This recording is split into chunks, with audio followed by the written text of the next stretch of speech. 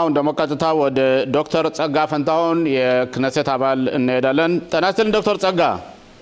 ጤና ይስጥልኝ አቶ ሽሎሞ። ጤና ይስጥልኝ ተመልካቾቻችን እንዲሁም አድማጮች። ዶክተር ጸጋ እንደ ሁሌውም ፈቃደኛ በመሆንሽ በጣም እናመሰግናለን።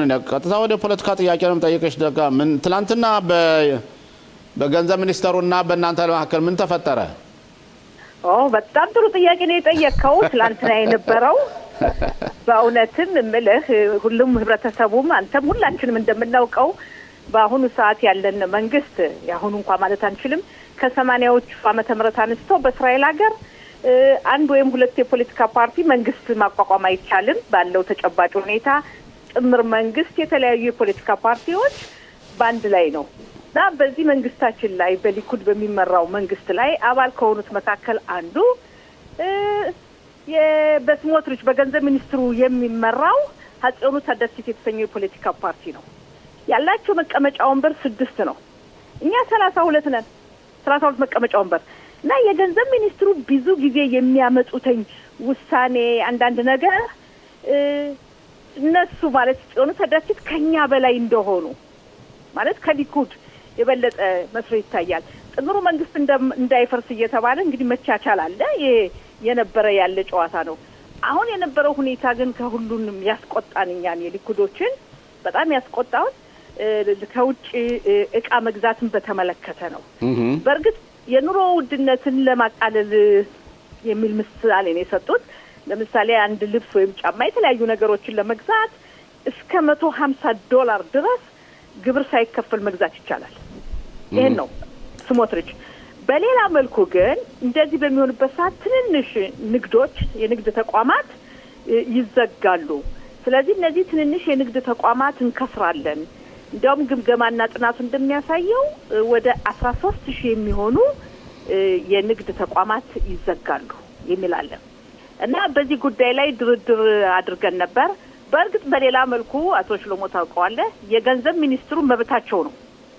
የኛን ድምጽ አልባ መመሪያ መስጠትም ይችላሉ ጻፍ የምንለው ነገር ግን ይሄ ነገር እንዳይሆን ለድምጽ በመጣበት ሰዓት ትላንትና ከፍተኛ ውዝግብ ነው የነበር።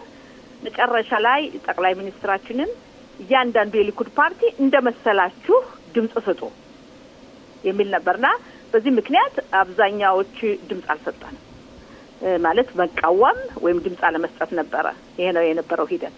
ግን ከመሐከላችሁ ደግሞ አብሮ ተሳትፎ የተቃወመም አለ። ልክ እንደ ዳቪድ ቢታን፣ ዩሊ ኤደልሽቴን፣ ኒር ባርካት እንደዚሁም አቪ ዲክተር ኤሊ አሁን እንዳልኩ ያልደገፈም ገለልተኛም አለ የደገፈም አለ። የተቃወሙት 5 ብቻ ናቸው። ሚኒስትሮች ውስጥ የተቃወመ የለም። የሚገርመው ሚኒስትሮች የተቃወመ የለም። በእርግጥ መጀመሪያ ተቃውሟቸውን ቢያሰሙን በድምጽ መስጠት ሂደቱ ላይ ሚኒስትሮች የተቃወሙ የለም። በአጠቃላይ የነበረው ስለዚህ እናንተ ያላችሁት እንዴት ነው? ኦፖዚሽን ተቃዋሚ ፓርቲዎች ስራቸውን ስለሚሰሩላችሁ እናንተ በቃ ፈረጠጣችሁ ወጣችሁ ማለት ነው? አይደለም አይደለም። እንዲያውም የጥምር መንግስት አባል የሆነንን መከባበር አለብህ። ይኸው መከባበር አለብህ፣ መቻቻል አለብህ። ያለዚያ ጥምር መንግስት አይኖርህም። 61 የለህም መንግስት ለማዋቀር ያ ነበረ። አሁን ያለው ተጨባጭ ሁኔታ በእርግጥ ብዙ ነን፣ 68 ነን። ነገር ግን የጽዮኑ ታደሲት አንዳንድ የሚያመጡት 52 ተቃዋሚና 25 ደጋፊ ነው የነበረው ዶክተር ጸጋ። እኔ ተከታትዬ ነበር። አዎ ነው አንተ የወሰድከው የግራ ክንፎችን ነው። የግራ ክንፎቹም ነገሩን ቢያምኑበትም እኛም መቃወም ስለሆነ የግራ ክንፎች መቃወማቸው ሊያምኑበት ይችላሉ። ለምሳሌ አሁን አንቺ እንዳልሽው እኮ ይሄ ፕሮፖዛል ወይም ሐሳቡ የቀረበው ከውጭ ሀገር እስከ $150 ድረስ አንድ ሰው እቃ ካመጣ በግሉ ጫማም አልባሳትም ከገዛ ማአም አይከፍልም ነው። ማለትም ያ ከሆነ ግን አንዳንድ ለምሳሌ በትንንሽ ሱቆች ካሉ ግን እዚህ ሀገር $150 የሚሸጡት 450 500 ሸቀል ብንበለውና 17% ማአም ይከፍላሉ ማለት ነው ቫት። ስለዚህ እነሱን መጉዳት ነው። እንደዚያ ከሆነ ለምን የግራ ክንፎች ተቃዋሚ ሊሆኑ ይችላሉ? ሪዮት ዓለማቸውን የሚቃወም ነው ይሄ። የግራ ክንፎች በትላንትናው ዕለት የሰጡት ድምጽ በተለይ የሻትፊድን የወሰድክ እንደሆን በአንድ ላይ በመሆን የፓርቲያቸው ሊቀመንበር ላፒድ ተቃውሙ የሚል መመሪያ ስለተሰጠ ሁሉም ተቃወሙ። በእኛ በኩል የነበረው ግን በጣም ብዙ የተለያየ አስተያየት ስለነበር ጠቅላይ ሚኒስትር ቢንያሚን ኔታንያሁ የፓርቲያችን ሊቀመንበር እናንተ እያንዳንዱ እንደመሰለው ድምጽ ይስጥ። ብትፈልጉ ደግፉ፣ ባትፈልጉ ተቃውሞ፣ ባትፈልጉ ገለልተኛ ሁኑ፣ ድምጽ አትስጡ። ያ ነው እና ታዲያ ከስሞትሪች ጋር አላጋጫቸውም? ስሞትሪች ደግሞ ሲናገሩ እንደሰማሁት ከሆነ ኮሙኒስቶች አሸነፉ ሲሉ ነበር። አዎ በስሞትሪች በኩል ተመልከት። የገንዘብ ሚኒስትሩ ይሄ ነገር እንዲሆን አይፈልጉም። በእኛ በኩል እንድንደግፋቸው በጥምሩ መንግስት ያለው በሙሉ እንዲደግፍ ነው። የሊኩድ ፓርቲ አባላት ትልቅ የፖለቲካ ፓርቲ ነው። ተመልከት 6 መቀመጫ ወንበር የያዘና 32 አንድ አይደለም። ስለዚህ ይሄ ትልቅ የፖለቲካ ፓርቲ አብዛኛው መቃወሙና ድምጽ አለመስጠትም ከመቃወም ቁጠረው አቶ ሽሎሞ እና ያ በመሆኑ እንዲሁም በቤንግቪር የሚመራው የፖለቲካ ፓርቲ ኦጽማ ይሁዲትም የፓርቲያቸው ሊቀመንበር ቤንግቪር ምንድነው ያሉት? እንደፈለጋችሁ ነው ያሉ የፓርቲያቸውን አባላቶች የፈለገ ይደግፍ ያልፈለገ ይቃወም የሚል ነበርና በአጠቃላይ የነበረው እንጂ እንዲያውም በግራ ክንፎች ከሄድ በአመለካከታቸው በሪዮታ ዓለማቸው ይሄንን መደገፍ ነበረባቸው። ግን የፖለቲካ ጨዋታ ስለሆነ አልደገፉም እና ይሄን ያለው ግን ያም ሆኖ አቶ ሽሎሞ ትላንት የነበረው የፖለቲካ ሽኩቻው የፖለቲካ ሁኔታ አንዱ የፖለቲካ ጨዋታ ነው፣ ጥበብ የተሞላበት ነው። ግን መጨረሻ ላይ ዙሮ የገንዘብ ሚኒስትሩ እንደገና አዲስ መመሪያም ይሄንን እንደገና ማምጣታቸው አይቀርም። ገባኝ። ዶክተር ጸጋ ወደ ሌላው አጀንዳ ልውሰድሽና በነገው ዕለት የህንዱ ጠቅላይ ሚኒስትር ሙዲ እስራኤል ሀገር ውስጥ ይፋዊ ጉብኝት ያደርጋሉ። ሁለቱ ሀገሮች በእውነት ወዳጅነታቸው የተጠናከረ ነው። ሁለቱም የዲሞክራሲ ሀገሮች ናቸው። በጠቅላይ ሚኒስትርና በሙዲ መካከልም ለየት ያለ ወዳጅነትም እንዳለ ይታወቃል። ግን በነገው ዕለት እናንተ ክነሴት ሲጠሩ ግን እሳቸውን የሚያስከፋ ነገር ሊታይ ነው ተብሎ ይገመታልና በተለይ የክነሴት ሊቀመንበሩ የሚጫወቱ ፖለቲካልና የህጋዊ ፕሬዝዳንቱን ይስሐቅ አሚትን አይጋብዟቸውም። ብሔራዊ ስብሰባ ሲደረግ ሁልጊዜ የሚደረገውን እሳቸውን በመናቅ አሁን ቀደም ሲደረግ እንደነበረውና እስከ መቼ ድረስ ነው ይሄ የመናቅ ሁኔታው የሚቀጥለው? ከፍተኛ ፍርድ ቤቱንና በፍርድ ተቋም ማዋረድ አይደለም እንዴ? አቶ ሽሎሞ እንግዲህ እንደሚታወቀው ሁሉ የእስራኤል ከፍተኛ ፍርድ ቤት ፕሬዝዳንት ይስሐቅ አሚት ከፍተኛ ፍርድ ቤት ፕሬዝዳንት ለመሆን በህጋዊ መንገድ መመረጥ ነበረባቸው። የተመረጡትኝ በህጋዊ መንገድ አይደለም፣ ራሳቸውን ሊመረጡ ብንልም አልተሳሳትኩም። ለምን ያልን እንደሆነ እሳቸውን ለዚህ ስልጣን የሚያበቃ ኮሚቴ ተቋቁሞ ኮሚቴው በህግና ፍትህ ሚኒስትር መመራት ነበረበት። ይሄም ማነው በያሪቭ ሌቪን መመራት ነበረበት። ያ ሳይሆን ህግና ፍትህ ሚኒስትሩ ባልተሳተፉበት እሳቸው መመረጣቸው ራሱ የአሰራር ጉድለት አለ። እሳቸውም ይህን ቦታ የያዙትኝ ያለ ፈቃድ ያውም ደግሞ በትክክል ሳይመረጡ፣ ስለዚህ ዳኝነታቸው የታወቀ ነው። የከፍተኛ ፍርድ ቤት ዳኛ ናቸው። የከፍተኛ ፍርድ ቤት ፕሬዝዳንት ግን አይደሉም። በእኛ በኩል በትክክል አልተመረጡም። ስለዚህ አንድ የውጭ ሀገር እንግዳ በሚመጣበት ሰዓት በክነሴት በፓርላማ ተገኝቶ ንግግር በሚያሰማበት ሰዓት ወይም እንግዳ በሚመጣበት ሰዓት የሚጠሩ መንግስታዊ አካላት አሉ።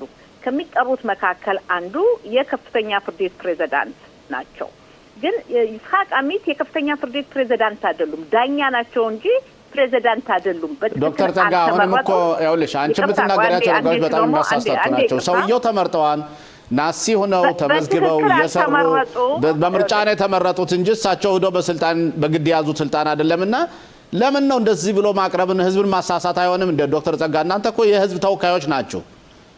ያመራረጡን ሁኔታ ላንቀበለው ማለት ትላላችሁ። ግን የከፍተኛ ፍርድ ቤቱ ፕሬዝዳንት አይደለም ጠቅላይ ሚኒስትር ቢንያሚን ኔታንያሁ ራሳቸው ይስሐቅ አሚት የከፍተኛ ፍርድ ቤት ፕሬዝዳንት መሆናቸው ኡፍዳ ብለው ተናግረዋል ጠቅላይ ሚኒስትሩ ራሳቸው። እኔ የሰማሁትና ለምን ነው አልተመረጡ የምትያቸው? በጣም ጥሩ። አሁን ጊዜ ስጠኝ ለጠየቀኝ ጥያቄ መልስ ልስጥ። በመጀመሪያ ደረጃ የፍርድ ቤት ዳኛ ናቸው፣ አጠራጥርም። በከፍተኛው ፍርድ ቤትም ዳኛ ናቸው። የከፍተኛው ፍርድ ቤት ፕሬዝዳንት አይደሉም። ፕሬዝዳንት ከሆኑ በእስራኤል ሀገር ያለው በሙሉ የፍርድ ቤቱ ሁሉ ተወካይ ናቸው። አንድ ሰው መመረጥ ከፈለገ ወይም ፕሬዝዳንት ለመሆን የከፍተኛው ፍርድ ቤት በትክክል በኮሚቴ የህግና ፍትህ ሚኒስትር ባሉበት መመረጥ ነበረባቸው። ያ ነው ትክክል። ጠቅላይ ሚኒስትር ቢንያሚን ኔታንያሁ የተናገሩት በአሁኑ ሰዓት ጠቅላይ ሚኒስትራችን በፍርድ ቤት ጉዳይ ላይ ጣልቃ እንደማይገቡ ታውቃለህ። ይኸውም በማይገባ መንገድ እሳቸውን ከስልጣን ለማውረድ ተብሎ የተጠነሰሰው ሴራ ፍርድ ስለሚካሄድ በዚህ ጉዳይ ላይ ጣልቃ አይገቡም ጠቅላይ ሚኒስትራችን። ነገር ግን ራሳቸው ይስሐቅ አሚት ፕሬዚዳንት ለመሆን ብቁ ከሆኑና በራሳቸው የሚተማመኑ ከሆነ ሰው ይመርጠኛል የሚሉ ከሆነ በትክክል መንገድ መመረጥ ነበረባቸው። ነገር ግን በትክክል መንገድ ሳይመረጡ እሳቸው መሆናቸው በህብረተሰቡ መካከል መከፋፈልን፣ በእስራኤል ዜጋ መካከል ክፍፍልነቱን የበለጠ ያባባሱ ዳኛ ናቸው። ስለዚህ በነገው ዕለት ሰማይ ነገ ይመጣሉ የህንዱ መሪ እንግዲህ በዓለም ላይ 1 ቢሊዮን 400 ሚሊዮን ህዝብን የሚመሩ ናቸው። ከጠቅላይ ሚኒስትር ናታንያሁ ጋር ያላቸው ጓደኝነት በጣም ከፍተኛ ነው። ስለዚህ ይስሐቅ አሚት በፕሬዝዳንት የከፍተኛው ፍርድ ቤት ሆነው ካልመጡ ካልተጠሩ በቦታው አንገኝም ሲሉ የተቀናቃኝ የፖለቲካ ፓርቲ ሊቀመንበር ያይር ላፒድ መናገራቸው ይሄ በእኔ በኩል በጣም ስህተት ነው የምለው። ለምንድን ነው ስህተት ብትል የውስጥህን ውዝግብ በውስጥህ አስቀረው።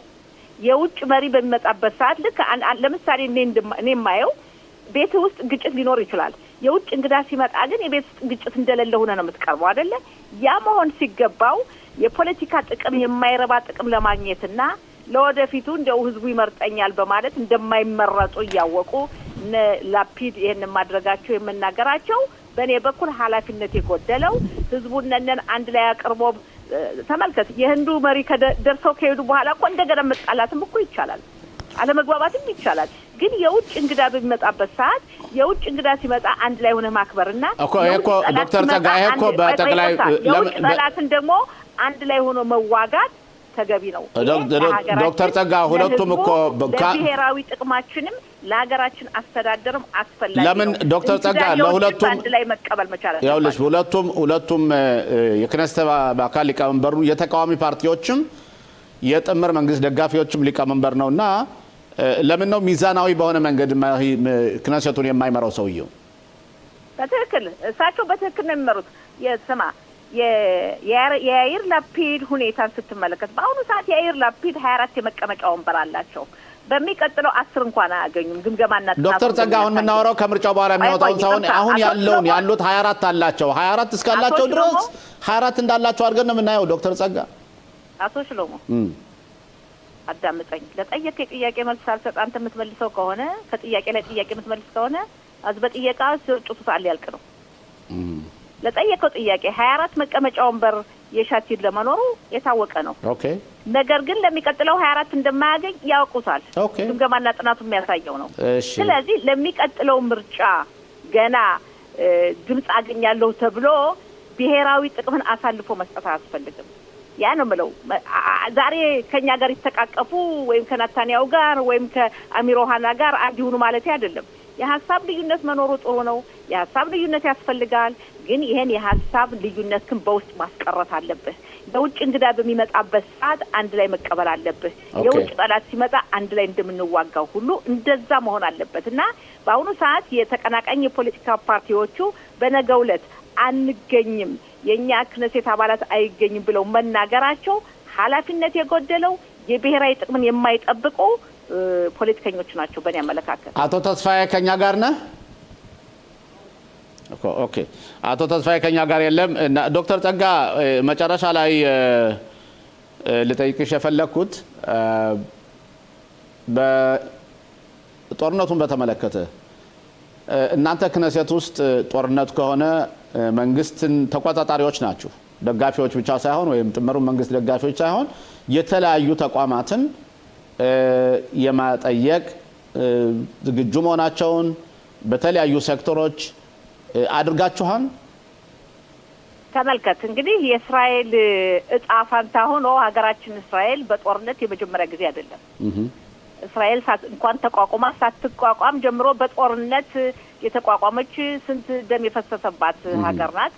አሁንም ቢሆን ጠላቶቻችን አርፈው አልተቀመጡም። በተለያዩ አጋጣሚዎች እኛን ለማጥፋት ከመሞከር በዚህ ምክንያት ሁሉም የእስራኤል በኩል የደጀን ክፍል ጦሩ ብትሄድ ሌሎችም የመሳሰሉት በጉዳዩ ላይ ሁሉም በየሙያ መስኩ ተዘጋጅቷል። በሚያስፈልግበት ሰዓት እንግዲህ አያድርስና ጦርነት መቼም ጥሩ አይደለም። ጦርነት መጥፎ ነው። ምንም ጦርነት መጨረሻ ማሸነፍ ቢመጣም ጥሩ ስላልሆነ የመጨረሻው ሁኔታ ይሄን አስመልክቶ የሚሰጡ መመሪያዎች ይኖራሉ። በመመሪያዎቹ መሰረት ህብረተሰቡ ዜጋው በሙሉ የሚያስፈልገውን ቦታ ወይም ደግሞ የሚያስፈልገውን ጥንቃቄ ይወስዳል ነው የምለው። ዶክተር ጸጋ በእውነት ስለነበረን ቆይታ በጣም እያመሰገን እኔ ተስፋ የምናደርገው እዚህ ላይ አቶ ሽሎሞ አንድ ደቂቃ ካላችሁ በጣም እሺ አጠር ያለ 50 ደቂቃ 50 ሰከንድ ኦኬ። በትናንትናው ዕለት በክነሴት በጣም አስቆጥቶኝ ንግግር ያሰማሁት የሪፋኤል አዳንን ጉዳይ በተመለከተ የተሰጠው የፍርድ ችሎት በጣም የሚያሳዝን አስቀያሚ ነው። ለምን ያልን እንደሆነ ለቤተሰቦቹ ገጨች የተባለችው ሴትዮ እንግዲህ እናውቃለን፣ ልጅቱ ናት እንጂ እናትየው አይደለችም። የ82 ዓመት እናቲቱ ናት ተብሎ የሆነው 1 ዓመት ትታሰርና 10,000 ሸቄል ካሳ ትስጥ የሚለው ሁኔታ ይሄ ፍትህ የጎደለው ነው። በጣም የሚያሳዝን ነው። ተስፋ ማደርገው የመንግስት አቃቢ ህጉ ይግባኝ አቅርቦ የበለጠ ቅጣት እንደምትሰጥ ተስፋ አደርጋለሁ። ከዛም በተጨማሪ ሴትየቱ የ82 ዓመት ሰው 1 ዓመት ይፈረድ እንጂ እንግዲህ ሴትዮ ምን ያክል በስራት ትቀጣለች የሚለው አነጋጋሪ ነው። ነገር ግን የገንዘቡ ሁኔታ ካሳ የሚለው ሁኔታ በጣም የሚያሳዝን ነው። በጣም አዝኛለሁ። በትላንትናው ዕለት በእውነትም በክነሴት ያሰማሁት ንግግር የመጀመሪያው ይሄ ነው። ዶክተር ጸጋ በጣም እናመሰግናለን። በእርግጥ የሪፋኤል አዳነ ሁኔታ በጣም እኔ ብይኑንም ሰምቼዋለሁ። የተወሰነ ውሳኔ ሴትዮቱም ጭራሽ መንጃ ፈቃድ ለወደፊቱም መንጃ ፈቃዷ ተሰርዟል። ግን የ80 ዓመት ሰው መንጃ ፈቃድ ተመርሶበት ምን ያደርጋል? 82 ሰው ምን ታደርገዋለች ነው። በጣም ነው የሚያሳዝነው። አሁን አንቺ እንዳልሽው ሁላችንም ተስፋ የምናደርገው ይግባኝ ተጠይቆ በይግባዩ ምናልባት ውሳኔው ሌላ ሊሆን ይችላል። ተስፋ እናደርግ። ለማንኛውም ላደረግነው ቆይታ በጣም እናመሰግናለን ዶክተር ጸጋ። ደህና ሁኚ። ጤና ይስጥልኝ።